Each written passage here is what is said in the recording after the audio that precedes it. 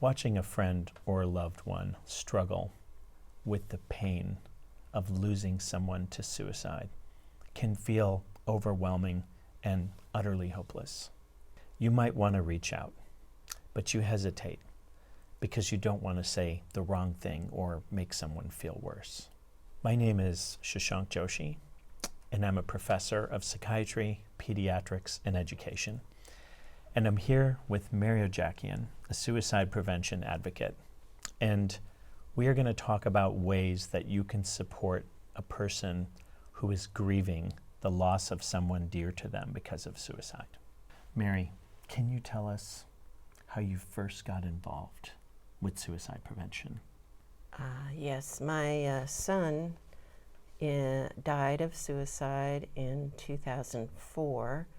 He was a senior in college, and we actually had no clue that anything was happening. He was the 5th student on his campus to die of suicide.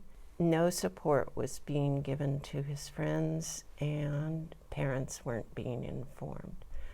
My husband and I decided that this needed to change. As a result, I switched from being a nurse and started advocating for suicide prevention. Mary, what are some things that you would suggest so that others can comfort those bereaved by suicide? Well, first, remember that grief is experienced differently by every person. There is no wrong way to experience grief. You can help your bereaved friend by just being there for them, listen to them, walk with them, and support them through their individual journey. Though they don't need advice, they do need a sounding board. Avoid saying, "I know how you feel," unless you are also a survivor of suicide loss. Instead, say something like, "I don't know what to say, but I care, and I want to be here for you." That will be more honest and meaningful. Thanks, Mary. So, for people who have not lost a person to suicide themselves, how can they educate themselves to really get that perspective? There are a couple of things that they can do. They can read about suicide loss. You'll better understand what your loved one is experiencing, and in the process might discover some helpful information you can share with your friend or loved one.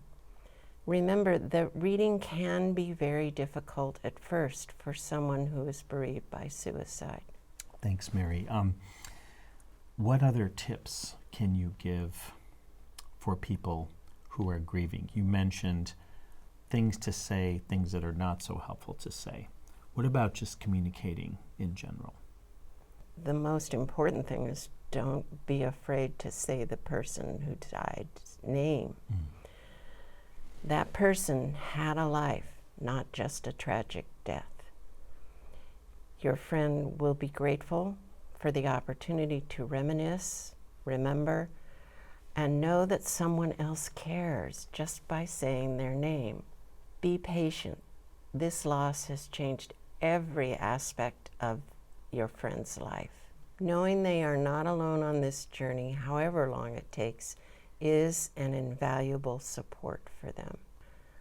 Don't wait for your friend to ask for your help. They may be too lost in their grief to realize what they need. Rather than saying, "Let me know if I can help," do something such as shopping for the groceries or offering to babysit or bringing food to their home. In other words, think of what you would say and do if the person had lost their friend or loved one suddenly in a fatal car crash or to a heart attack. Then say and do that. Mary, is there anything else you want to share in addition to what you've already conveyed in all your years of advocacy work? At first, the most important thing, I think, is to help your friend daily with something as simple as with a their walk. self-care. Yeah, with their self-care. it's hard to describe how difficult it is to do the simplest action when you are in such a deep state of grief. But if you go over and help someone, just take a short walk, move around, they will learn that that helps them. And just sort of naturally, they will begin to do that on their own. It may take months, but hang in there. Stick with them. If you or someone you know is struggling emotionally or having a hard time, you can be the difference in getting them the help that they need. It's important to take care of yourself as you support others, because this can stir up difficult emotions. Also, this video is intended to be educational in nature, and it's not a substitute for professional care. If you have treatment-related questions, please be sure to reach out to your doctor, your therapist, or local care team.